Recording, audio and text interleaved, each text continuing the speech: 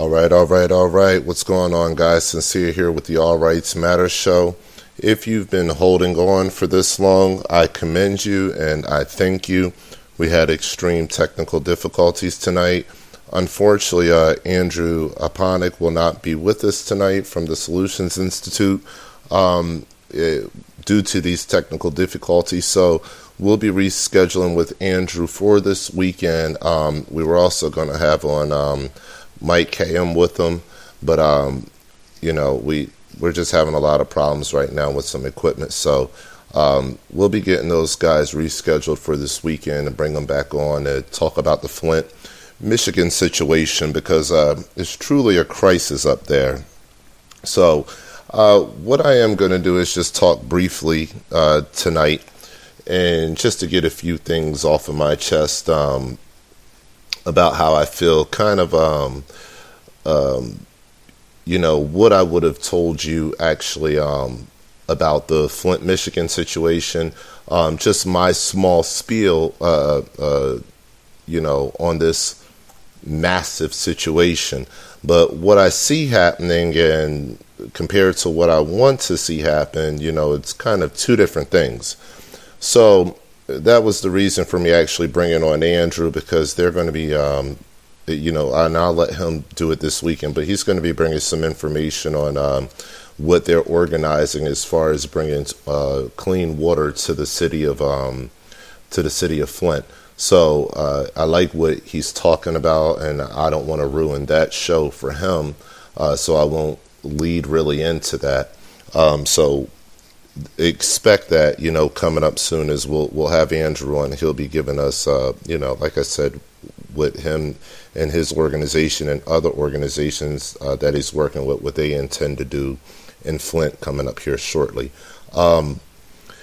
This is how I look at the Flint situation, and I'm going to put out my piece of the information actually now, because I want you to understand the gravity of the situation. I want you to understand how important this Flint situation truly is to the whole United States.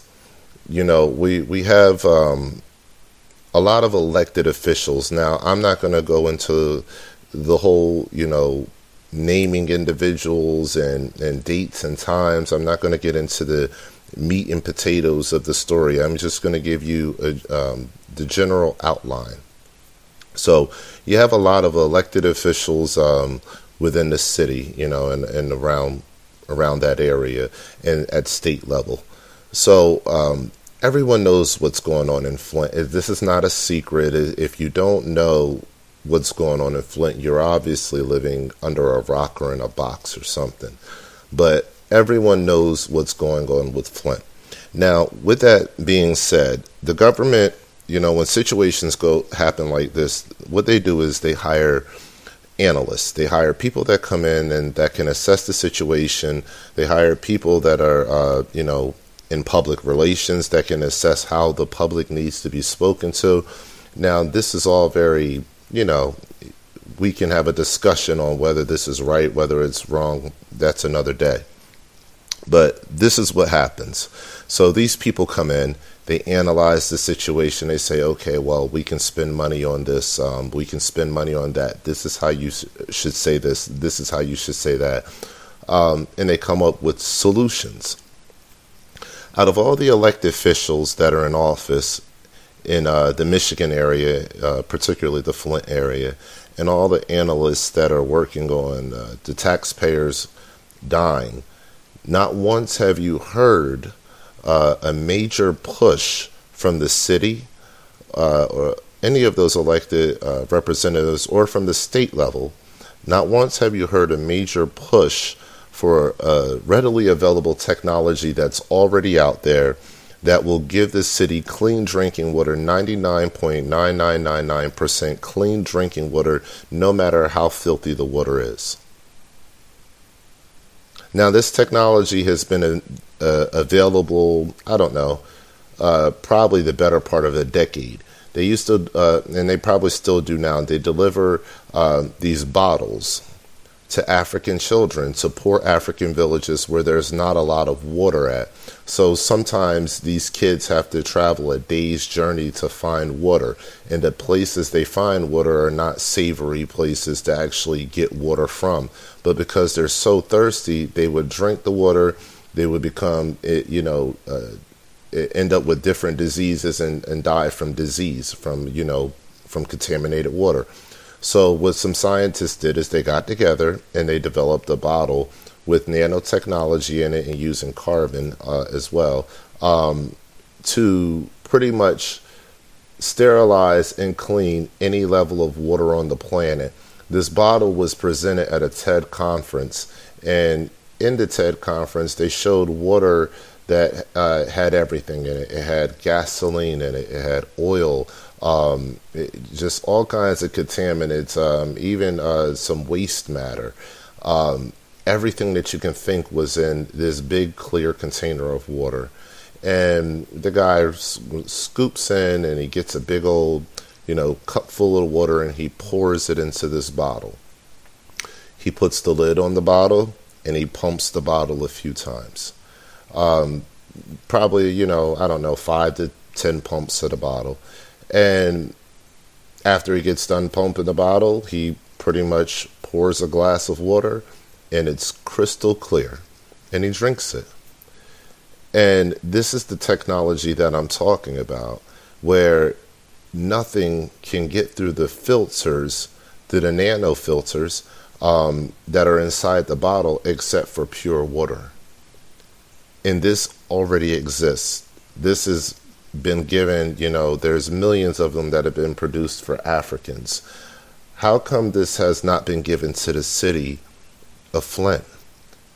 And if anybody wants to do the research on it, the name of the bottle is Lifesaver. Okay? It's called a Lifesaver bottle. Every household in America should own a Lifesaver bottle. A Lifesaver bottle is just that, it will save your life. So if there's ever a situation where the water is contaminated, or things just say something bad goes on and there's an act of terror or something like that, well, this bottle could literally save your life. You could literally take any level of contaminated water, be able to pump it through this system and have yourself clean drinking water. And that means the world when you're talking about giving it to your children. Okay? So this is kind of the situation that's unfolding in Flint right now, that I don't understand, is why, no one is getting behind the technology that's readily available to provide each resident or each household at least with one of these Lifesaver bottles to minimize the risk of exposure to contaminated water. You can't put out two directives and say, it's safe for people that are over the age of 6, but if they're under the age of 6, they can't drink the water. Well, that means if you have a family of 4 kids and 2 of them are below 6, that means if you line them all up together, you can give 2 a glass of water and 2, a bottle of water. That's ridiculous. The water's coming from the same source. It's either readily available for human consumption or it's not. So they're still giving the people of Flint contaminated water by, pouring more chemicals in it and not removing the lead pipes and, not really fixing the core problems. So in my opinion, this Flint situation is more than just a city that decided to be corrupt as far as their water practices are concerned. To me, I believe it's turned almost into, this sounds a little sick, but this is what I believe. I believe it's almost turned a little bit into a experiment.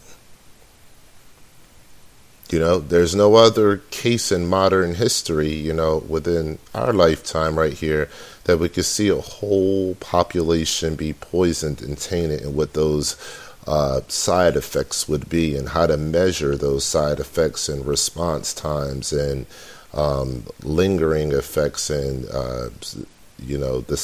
psychological effects as well. Okay, so it may sound a little scary, but when you're talking about a government that's heavily involved in eugenics, then it's not even close to far-fetched. It would just be the beginning. So I find what's going on in Flint devastating, extremely sad, but also very interesting from the sense of, if we're able to, for decades, exploit the children of Africa and even give them lifesaver bottles during that process, a product that has never been mass marketed in the United States. If we're able to do that for children in Africa and families in Africa, why haven't we done that for the families living right there in Flint? You have to ask yourself that question. Look it up, guys. Go to Google and type in lifesaver bottle. And if you don't look up lifesaver, just put in nanotechnology water bottle. And you will find that there is technology out there that does exactly what I just said. It will clean and take any contaminant out of that water and make it 99.9999% pure. So that's what I would have actually said if Andrew was on, and that's kind of where we would have went on that topic of discussion. I'm sure we'll be talking about that more this weekend when we bring Andrew Aponic of the Solutions Institute on to discuss what they're doing in Flint, Michigan, regarding getting some water there to the folks, because, even though that lifesaver bottle, idea is, of course, a tremendous idea to help alleviate the pains that are going on now, what really has to happen is the sustainability effort has to still remain as far as delivering water. So we'll be bringing Andrew back on, and we'll be talking about that this weekend. I also want to make a couple comments here. I'm not going to eat up too much time tonight. I was going to give Andrew the night tonight and make a few comments about the elections this year, the 2016 elections. And I'll talk a little bit, but like I said, I'm not going to do like a 2-hour spiel on it, nothing crazy like that. I might as well just put it out, as bluntly as possible. I don't want to beat around the bush or anything. The 2016 elections are purely rigged. The whole thing. The whole thing. Okay? Now, Team Bernie, I'm going to tell you this, and this is not something that, I want my Team Bernie people to be upset about, but this is just the truth of the matter.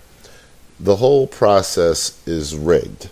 And the only way that you can tell me and prove to me that it's not rigged is if our good friend Bernie Sanders drops out from underneath the DNC and runs as an independent. Okay?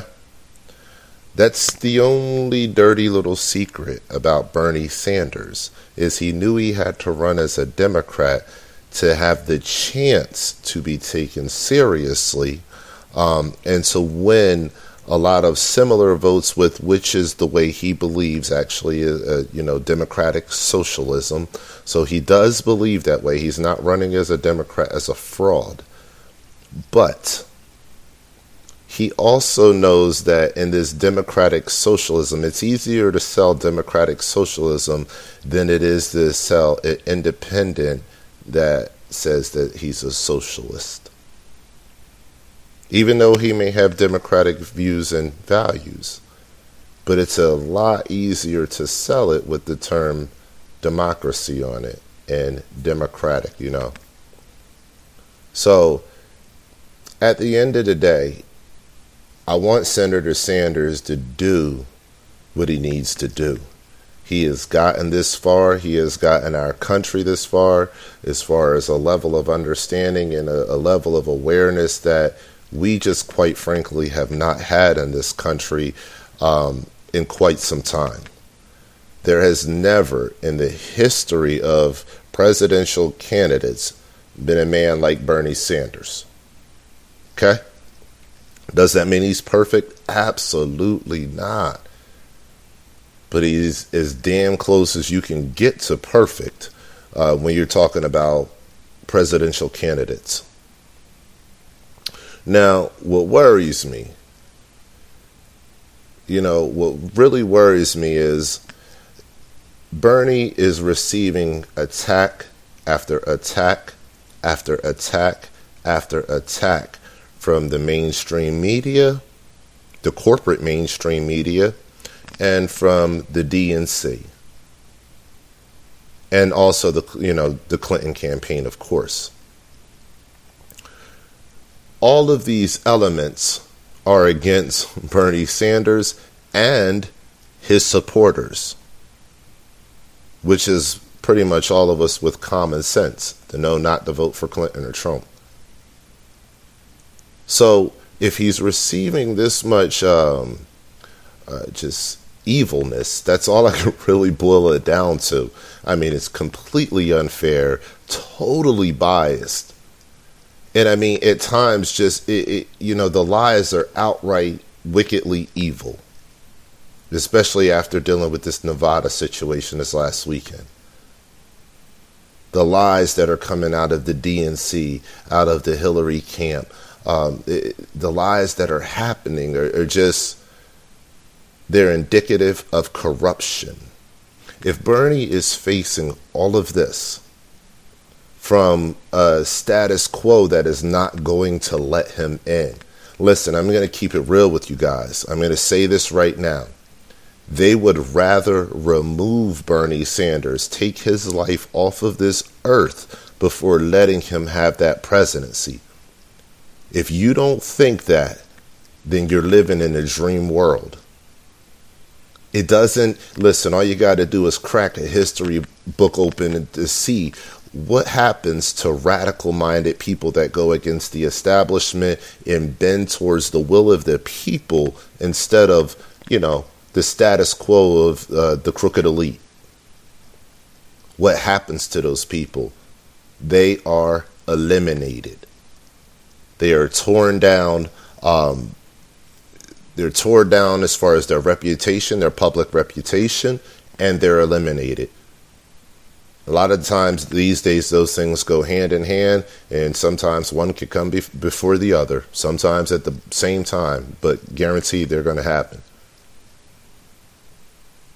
So right now, Senator Sanders is setting the precedent that so many are afraid to do. Do you understand what Senator Sanders is fighting? He's literally fighting billionaires. I'm talking about people that only have to make one phone call. You folks are talking about you're scared of people from the hood, and you're scared of this and you're scared of that. You better be afraid of these resourceful billionaires that can silence you and your whole family. These are the type of people that don't get caught when they burn down your house and you don't know what happened. Oh, well, maybe, did your husband just speak out maybe about something that was going on that he shouldn't have said, and he went a little too far, and one of these people got ticked off and sent somebody to your house? This happens, people. A lot of these police departments are incompetent when it comes to figuring out crimes like this. They have no resources. They have no allocation within their budget to have a huge crimes investigation unit. So it's not far-fetched to believe that, this great man, Bernie Sanders, he may take us, to the promised land, but he never may get to be our representative on that stage. Because the corporate elite is so powerful, and their plan right now is so precise. They are at a moment of time that they cannot let slip away. This is a life or death situation for the elite. Okay? They cannot let this momentum and power that they have slip away to a group of people who are standing up for freedom and liberty. So folks, if you're out there and you support Bernie Sanders, please understand that this battle is not just a battle for the presidency. This battle is a lot bigger than that. This battle takes us to the next level. It's either we're going to severely regress as a country, or we're going to get a little bit of padding before this country eventually collapses. Senator Sanders cannot fix the United States. Let me repeat. Senator Sanders cannot fix the United States. What he can do, however, is provide a cushion so that as we gradually decline and fall and readjust and build back up, that we won't fall into a situation where it'll be a dictatorial situation that we'll have under Clinton or Trump. A Senator Bernie Sanders is going to assure that the people still come first, even though our economic persuasion amongst the globe is gradually declining. Okay, we're headed for a crash. There's no president that you can put in office that will fix that. There's a reason why Bill Gates took his company TerraPower and sold that new technology to China. For the next 15 years, they will get the reactors that TerraPower has built that pulls air in through a big fan and turns it into fuel. So it's cleaning the air and making fuel at the same time. China puts a 15-year lock on it with Bill Gates. This is what I'm talking about. There's things that are out of the realm of the President of the United States and the government to control. And factors like that, like companies that big, the next thing in clean air technology and energy production is being sold to China. We have to wake up and realize that the president, whoever it is not the answer to our problems.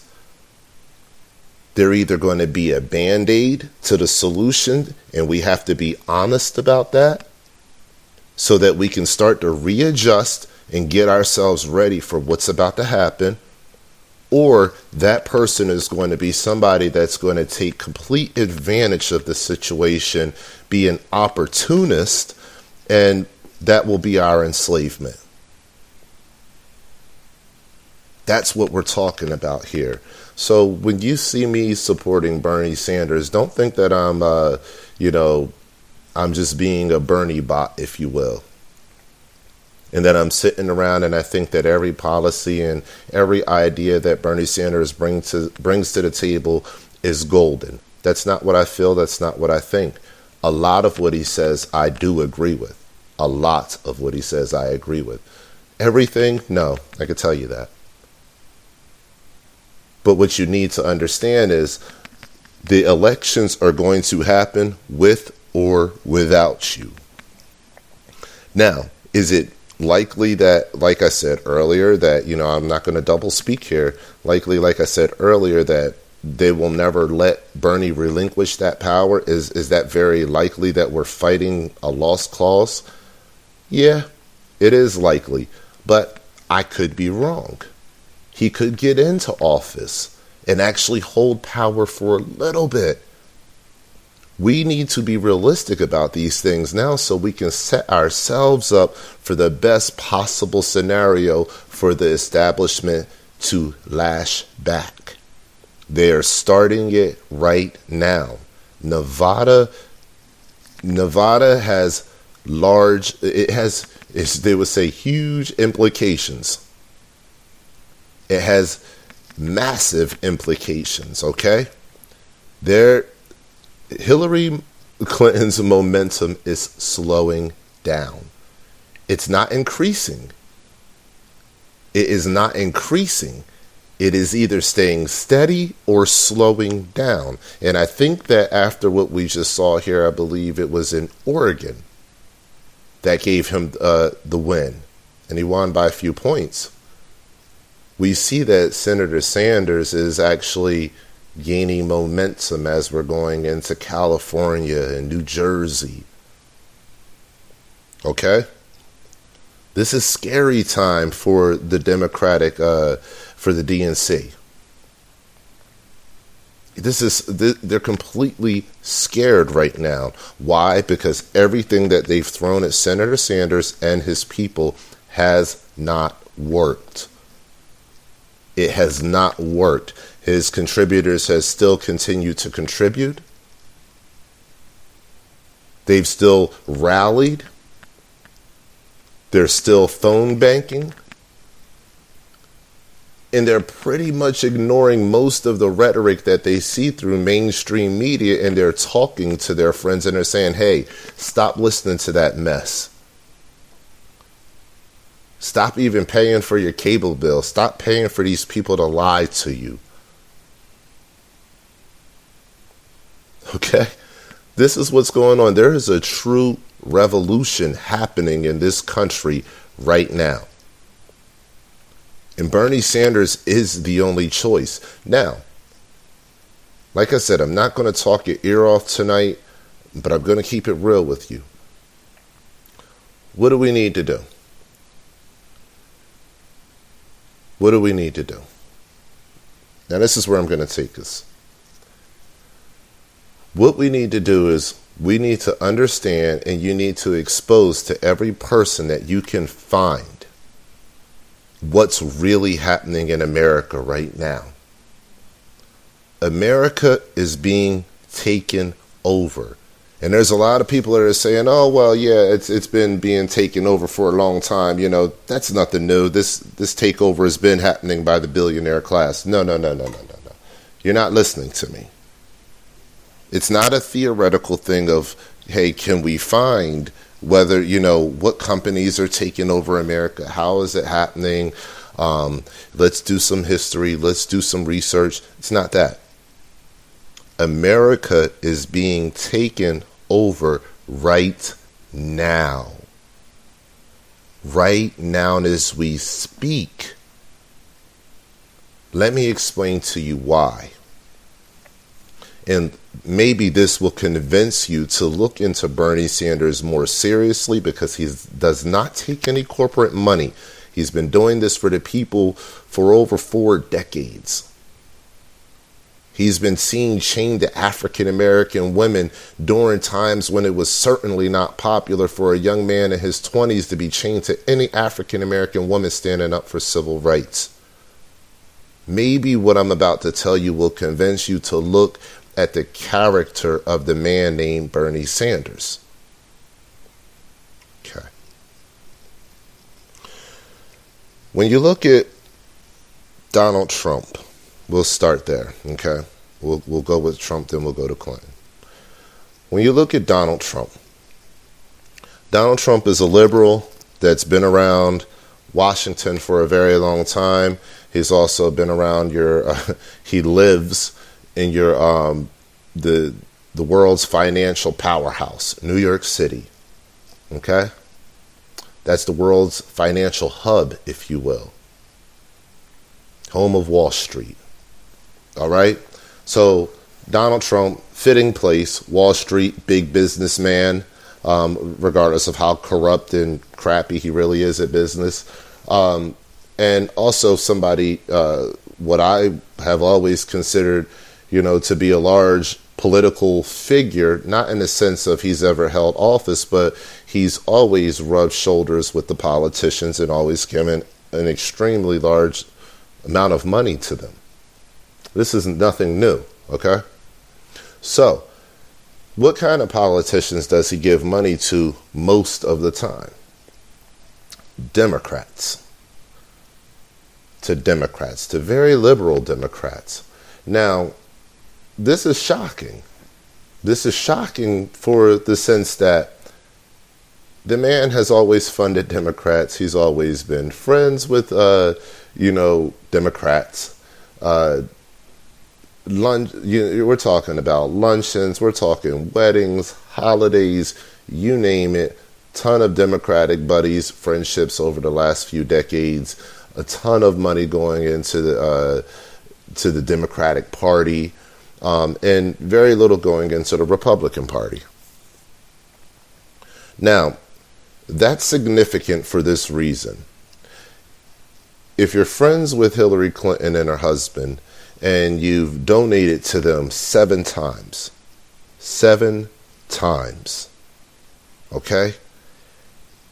Maybe that might suggest that you enjoy what they bring to the table.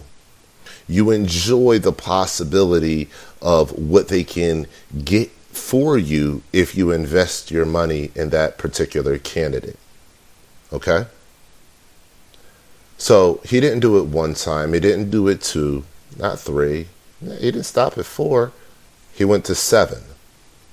7 different times, 2 of them being for presidential elections. Okay? So, let's just destroy this myth and this illusion that the Clintons and the Trumps are not friends. They are friends. They are close friends. They are good friends. And this is not an illusion. This is not a lie. This is not, something that's a hidden secret. This is a fact. Okay, so now you have Hillary Clinton's close friend, Donald Trump. Okay? Doing the unthinkable. He's decided to run for president, something that he's been saying he would do since the early 90s. Run for president, actually since the late 80s.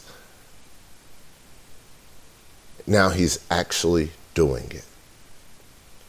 So you would think that he would say, okay, I'm going to run up against Hillary, my good friend here, and and challenge her because I've invested 7 times, and I haven't really gotten what I want out of the deal, but I still think this way, but I'm just gonna, I'm gonna do it like this. I'm just gonna have to bump her off the ticket and show her I could do a better job. Okay. That's where all his friends are in the Democratic Party. That's why when he came to the Republican Party, he didn't have any friends. He didn't have anybody willing to stand by his side in the Republican Party. Nobody likes him in the Republican Party. Okay? All his friends were in the Democratic side, so he could have easily ran on the Democratic ticket and gotten way more support. Way more support, if you just really want me to be honest. But that wasn't the game plan, okay? Stay with me. This is leading somewhere. Instead, Donald Trump runs on the ticket of the Republicans. Now, running on that ticket means that you would, those are the values, those are the beliefs. That's what you would look to stand up, for those people and what they believe and how they think and how they feel. Turns out that's not happening. Turns out that he's done a lot of demagoguery, and that demagoguery has been successful at influencing the poorly educated, as he puts it, and he's been very successful there, as he puts it. So this level of demagoguery is, political marketing. And what do I always say about marketing? Marketing is a science. Marketing is a science. If you can master marketing, you can master people. You can master how to make people react. Okay? So, what does millions or even billions of dollars afford you in life? Some of the best marketers on the planet. Okay? Some of the smartest marketers on the planet. A group like the Medici Group. Franz Johansson. You can look him up. I don't even think I've ever said his name on air before. Franz Johansson, Medici Group. Look him up. You'll be shocked. Looks like Obama's cousin, too.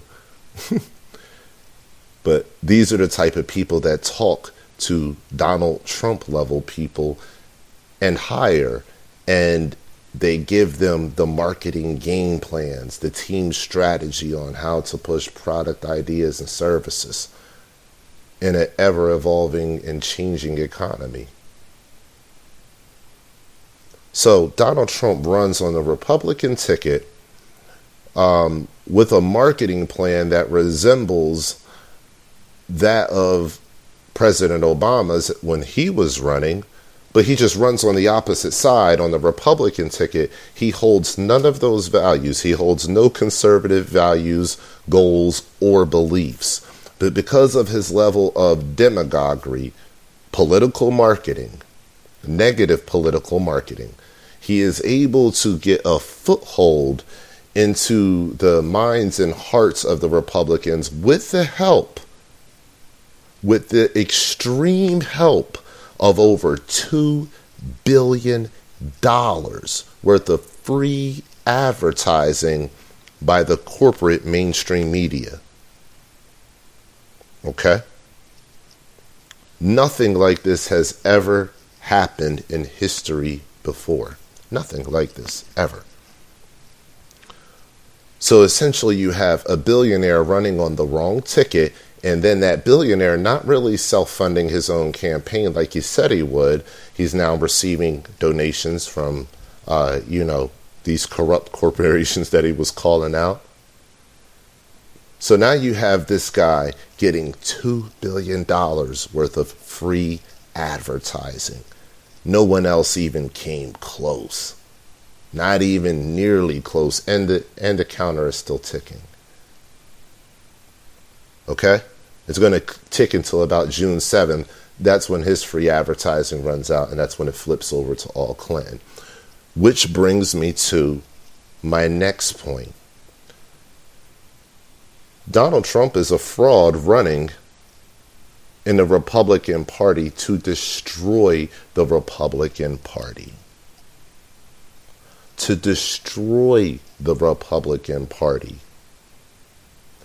Donald Trump has invested this much into Democrats over this amount of time, and it's specifically Hillary Clinton, not because he didn't get what he wanted. He got exactly what he wanted, and he's getting even more.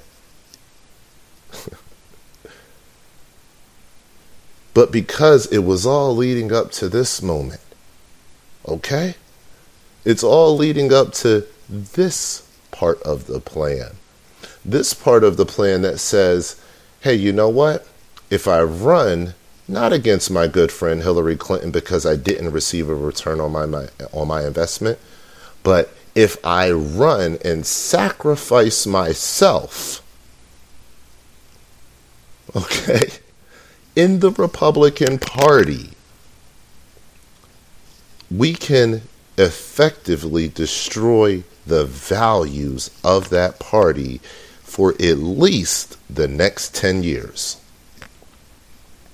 Mark my words, for the next 2 presidential cycles, the Republican Party will not recover. They will not recover from Donald Trump. Why? This is why.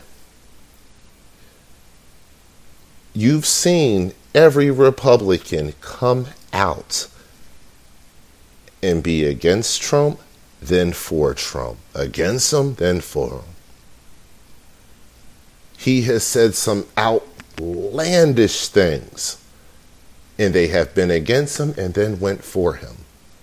Now you tell me how any of them are going to have any level of credibility in the next election cycle. Who are you going to pick? Who are you going to find? Who can you find? And that's what I'm saying. You're not going to get anybody to arise out of the ranks of the Republican Party within the next 10 years because they've all been corrupted in this cycle in one damn swoop. This wasn't an accident. When you have Chuck Todd berating people and just going off on people on air and pretty much almost demanding that they support Donald Trump. When you have Chuck Todd of NBC doing stuff like that to Senator Ted Cruz, somebody I also don't like, but at the same time, he says some truthful things. When you have that going on, it is very easy to see that maybe, just maybe, there's a plan in place. Okay. So you have $2 billion worth of free advertising, Donald Trump running as a fraud in the Republican Party, destroying the Republican values and the party itself, the Constitution, which that side normally tends to stand for more. Okay, destroying that party. And then you have Hillary Clinton, who is friends with Donald Trump. Okay? Very good friends with Donald Trump, who is running against Trump, and we already know that she's going to win against Trump if she faces him in the general election. Now, you think that Trump and Hillary have not spoken personally about this election season, about this process, about what's going on? Do you really believe that? That these people rub shoulders so often and are friends, and that so much money has been exchanged that they don't talk to each other and plan? Okay, so let's take it further. Let's say maybe I'm a little bit outlandish about what I'm saying. Maybe I'm reaching a little bit. Okay? Maybe that's what's going on. Maybe I just don't know what I'm talking about. Maybe I'm looking into it too deep. So, let's look at who Trump and Clinton are both connected to. If we look at there's one shady character that's running around the globe right now destabilizing countries and literally funding revolutions inside of countries to destroy governments from the inside. So instead of us sending in troops with military power to overthrow governments, now the United States sends in a billionaire who funds people on the ground to, fund the uprising and the rebellion to overthrow a government. Okay? That's normally what this plan is around the world, is about our domination of the rest of the world. If we can't do it by military power, we have billionaire sources that are pretty good at making these things come about. Now, who is this person that Trump and Clinton are both connected to that is running around destabilizing the world right now as we speak? His name is George Soros. Some of you listening may know him. Some of you listening may not. George, good old Georgie, spends millions on Hillary. I'm not talking about just 1, 2, 3, 4, not even a big number like 5. No, I'm talking 15 million plus, easy, that we can find. And that was just this year. Okay? So, while George is running around the world destabilizing countries like Ukraine and other smaller, powerless countries to somebody, with slick tactics like that, while he's running around doing that. Clinton is accepting all of his money. Is saying, hey, cool, give me more money. Excellent. This is wonderful. Any amount of money you can give me, George, I'm with. They're very friendly with each other, very chummy with each other. You can go online and look it up. George Soros, Hillary Clinton. Soros, last name Soros. So this is what we're talking about here. We're talking about corruption at a higher level than most people are willing to look. But it gets deeper. So, how is Trump connected to this shady character, George Soros? Maybe, like I said, maybe I was outlandish on the Trump and Clinton connection. Maybe those 7 donations and all that friendly time together. Maybe I'm just, I'm blowing that out of proportion.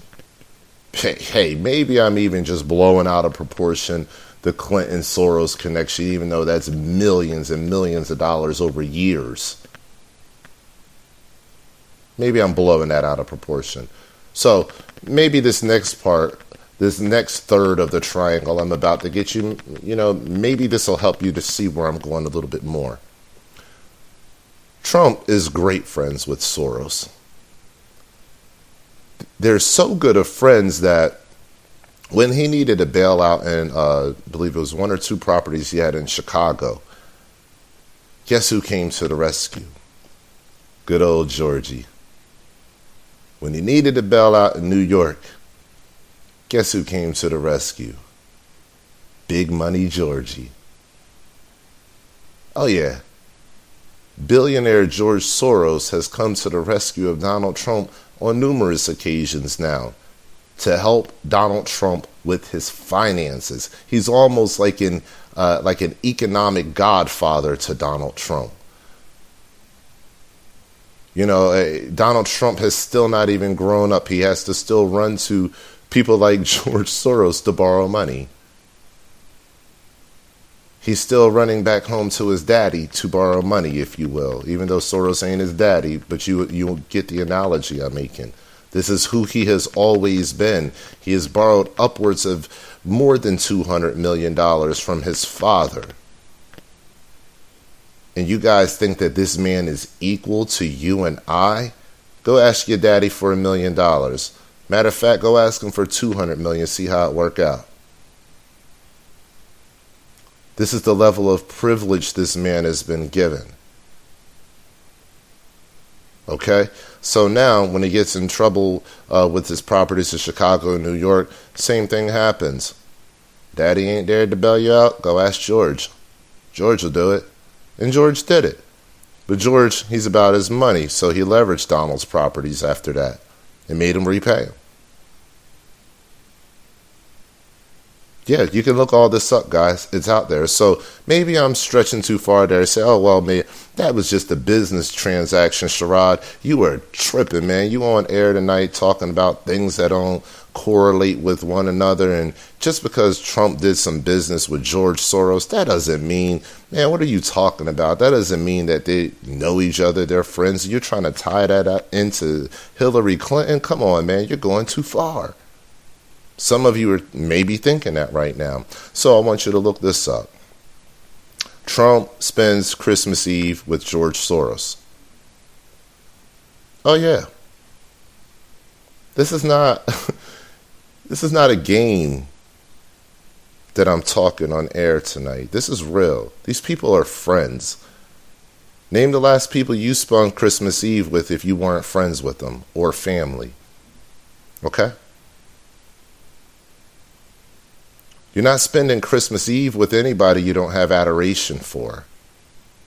Won't even say love, I'll just say adoration. You understand? So put these little pieces together and use them, because these are the facts that the media will not tell you about how close and intimate these people really are. So if you're not buying my Clinton Trump obvious tie-in to each other and being friends for many, many years now, when you add George Soros to the mix, who is actively destabilizing countries around the world, do you think it's not possible, slightly possible, that Soros, Clinton, and Trump have all sat down and talked about this ahead of time? It is 100% plausible and possible. As a matter of fact, if you look at everything I just said, it's happening right now. It's unfolding before your eyes. Don't wait to hear them announce and say, hey, guess what? We just performed a coup d'etat on your country. There is a live coup that just took place and you missed out on it. Don't look for an announcement. You're not going to get an announcement from the bought out mainstream media. We know the families and corporations that own the mainstream media and the narrative. You're not going to get that from them. They're not going to tell you that your country is going through a coup. Let me explain a little bit more, and this will tie it all in together. Why are we going through a coup? Why is this happening? We're going through a coup for one basic reason. The Constitution has to be destroyed. The Constitution has to be destroyed. That document cannot exist and govern this land any longer with their ambitious goals and schemes. Okay? That's what we're talking about. The right to bear arms has to go away. The right to free speech has to go away. Okay? Now, what is the relevance of such a document, the Constitution? The relevance is it outlines your God-given rights. Your God-given rights. God-given. Man did not give you those rights. They only reflected what those rights were on a piece of paper, but they didn't grant them to you. These are unalienable rights that were not granted to you by any man.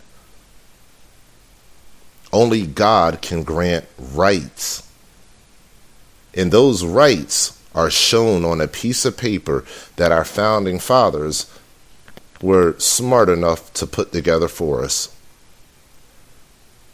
Now that document, that one document, is so powerful in the construct of the globe that it is literally the tipping point between chaos and order. That's what we're talking about. That one document is the tipping point between chaos and order. What we have now is crazy. We got a lot of murder going on. There's wars around the world. There's a lot of chaos. But that chaos has a lot of order to it. If you take the Constitution out of the mix, you open the door for pure chaos. And the chaos will be dictated by the order of those who create law, man-made law. I can get into the Bar Association and all that stuff, but I'm not going to get into any of that tonight. I'm just going to let you know that the Constitution is under attack because that's the only document in the United States and the globe that outlines your God-given unalienable rights. Now, why do they want to remove that? Because removing that allows complete control and allegiance to the government and not God. Listen to me. Once you remove the Constitution and you remove those God-given rights, it creates a new system of allegiance. You can look, I don't have to sit here and preach to you about what's happening in our country. God is being pushed off of a cliff in the United States, and don't act like you don't see it. We have God all throughout our documents, our founding documents, and the lives of the founding fathers of this country. But yet, in modern times, God is being pushed off of a cliff like we're living in some kind of Babylon. So at the end of the day, let's not pretend like God is not under attack by the wicked forces in this country. This is a fact. Secularism is more of a religion than Christianity is right now. Christianity has been under attack for a long time. We can get into a whole conversation about Christianity and go down the path of where it started and all this kind of stuff, but we're not going to go there. We're just going to keep it at God. God is under attack in this country. Now, with that being said, if they become capable, the government and the elite, which is, this is being spearheaded by the elite, by the royal ruling families of this planet, if they are able to remove God, the Constitution, then they've created a vacuum, if you will, because the human psyche is already set up for worship. I don't care what culture you look at and what land you look at over the course of this planet. Everybody has had a spiritual effect on every culture, every color, every race across this whole globe. It is an inevitable fact that people will always look to worship. People will always look outside of themselves for spiritual guidance and for something bigger. So how do you exploit that? You take away God. You take away the Constitution, and you realign that allegiance to government through man-created laws, through looking like the savior by exploiting movements like the LGBT community. Let me know if I'm getting too deep. That's what our government specializes in. That's what the corporate elite specialize in. It's marketing. It's manipulation to garnish control. They don't have to shoot you. They don't even have to lock all of you up. All they got to do is manipulate you, get you to think that now this is law, this is the new status quo, and this is what you should obey. If they are able to do that, to flip your mind, to get you to walk the tightrope, then the battle is already won. No triggers have to be pulled and no jail doors have to be open. They beat you in your own body. This is what we're talking about, folks. So when we talk about this presidential election, and we talk about this year and what we're facing, we're looking at a takeover from an oligarchy. It's happening right now. This is a coup. The elite are destroying the Republican Party to remove the Constitution and the constitutional values, so none of those people will have a footstool to ever stand on again. That will effectively create a vacuum for the Democratic Party, and not just the Democratic Party. I'm not talking about the Bernie Sanders folks. I'm talking about a vacuum for the Clinton era. That's what it's supposed to do. Now you have all of these people that you've conditioned for the last year. You're Donald Trump and you've conditioned them for the last year. You lose. Their conditioning may not match all the goals of the Democratic Party, but their conditioning says that you've broken them out of their conservative values and made them more liberal. So therefore, when the vacuum happens, it makes it easier for them to be vacuumed up into one level of thought. And that's what the elite need to overtake this country. Take one party out, create one level of thought, and then anybody who opposes that one level of thought, that one status quo, anybody that opposes that will be in the wrong. This is a maneuver. This is a maneuver that you should all know, and I care that you know about. So I just hit my hour. I said I wouldn't do a full 2 hours tonight. I'm still not going to do that. But I wanted to break down to you what's happening between Soros, Trump, and Clinton. And I wanted to show you the level of corruption that's happening. Donald Trump doesn't care about ripping this country apart. Why doesn't he care about it? Because all his stuff's in China already. You think he cares about leaving that little apartment or those couple buildings up there in New York and that trash that he's left out there in Atlantic City? He doesn't care about leaving this country. Donald Trump will jump on a plane, leave this country, diversify his funds. They're already diversified. Switch over all his funds overnight, and he will own all Chinese currency by tomorrow morning. He won't even deal in American money. So if you're thinking that Donald Trump has something to lose, he has nothing to lose. Nothing. This has made him more money than anything he's ever done in his life. Okay? That's why Donald Trump doesn't mind doing this, because he is a marketing mastermind. He's been doing this for a long time. And anything that gives Donald Trump more attention, oh, he loves it. He loves it. But he doesn't realistically expect to win. And if he does win, he knows that all he has to do is just play the role, play the position, be a puppet, be told what to do. The main takeover is not your government taking over, guys. It's the elite taking over. They're letting you know that they're taking over. Sherrod, you're off your rocker. You're saying too much now.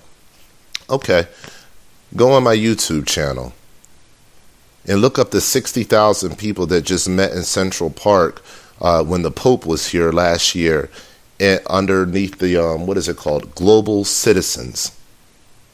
60,000 Americans met in Central Park while the Pope was on the other side of town, and they had a Global Citizens Festival that Beyonce, Vice President Biden, and his wife, Bill and Melinda Gates, Richard Branson, Kerry Washington, Chelsea Clinton. I can go on and on and on and name all of the leaders throughout the world that actually came and were a part of the Global Citizens Festival.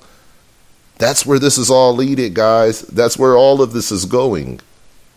They're turning this into an oligarchy, into a one world order, a new world order. At that festival, Citibank pledged $4 billion. Citibank pledged $400 billion, over $400 billion in the next few years to revamp the face of the world.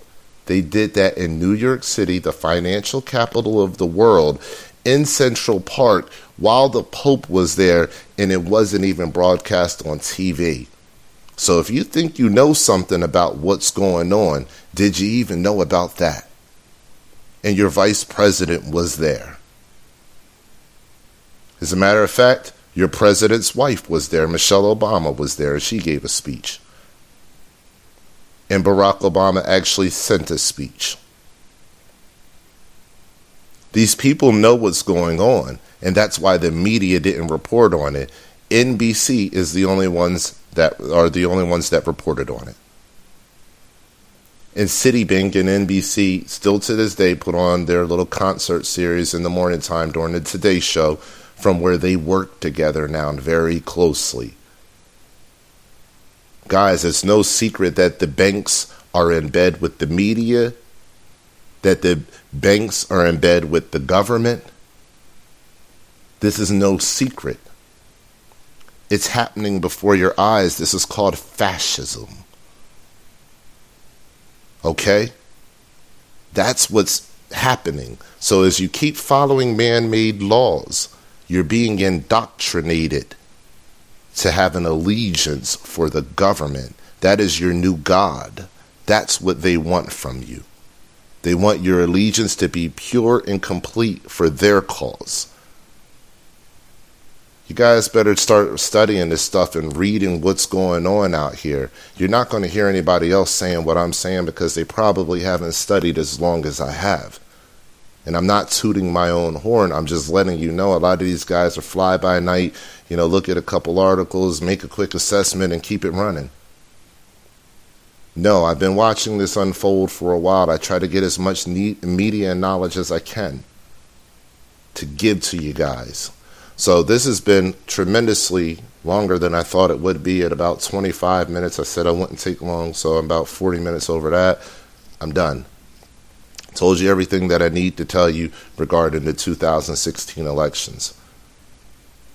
You can take it, you can leave it. I'm telling you now, vote for Bernie Sanders. He may not have everything you want, but he's going to give you everything you need to help fend off this oligarchy that is coming. It's coming.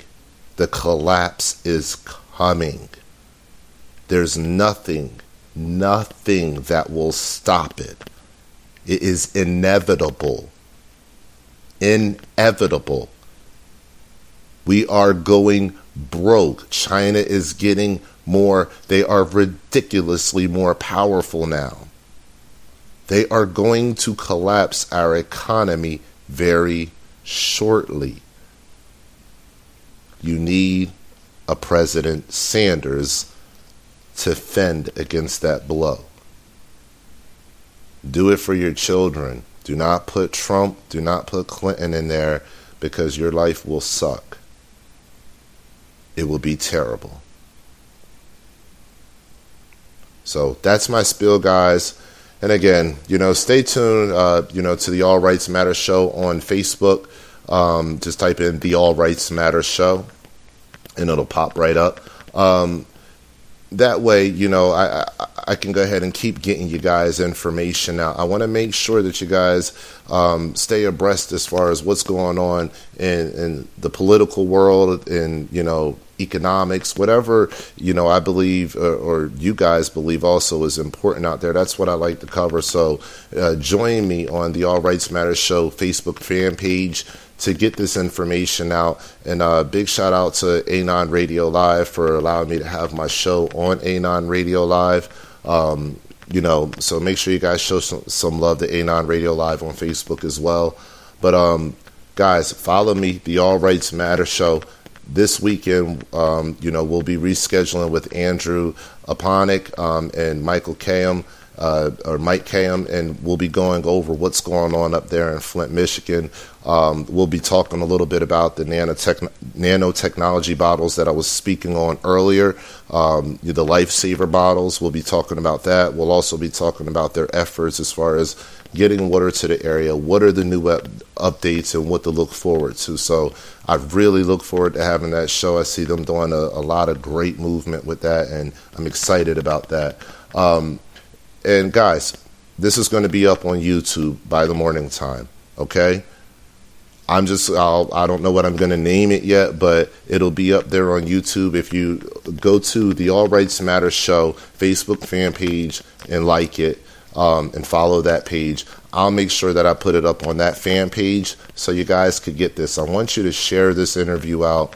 Well, it hasn't been an interview because we couldn't get Andrew on, but I want you to share out this broadcast as far and wide as you can.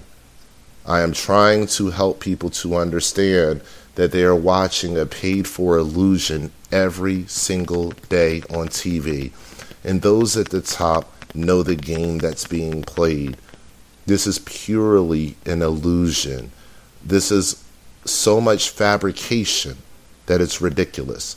And at this point in time, This message has to go out because Senator Sanders needs to know that there's folks like me, that I'm a veteran of the United States military.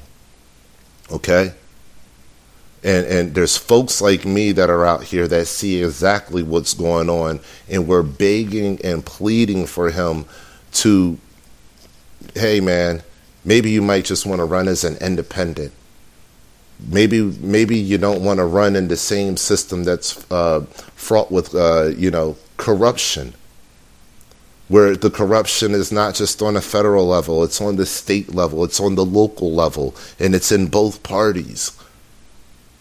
Maybe you want to run as an independent. So get this message out there. I'm hoping that Senator Sanders doesn't run with the corruption. I want the corruption to go away. You can run as an independent and still keep the values of our system with implementing these systematic changes that we need under President Sanders, but without compromising our state sovereignty and also our Constitution. Okay?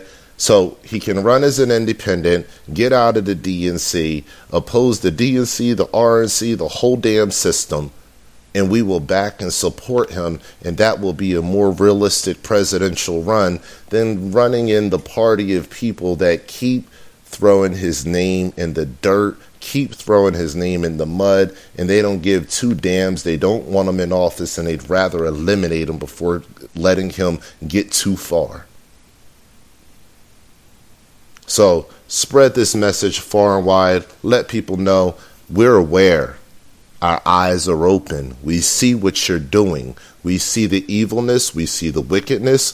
We see how you're bringing division to this country, and we're not going to stand for it anymore. We're done. Thanks a lot, guys. As always, stay alert, stay alive.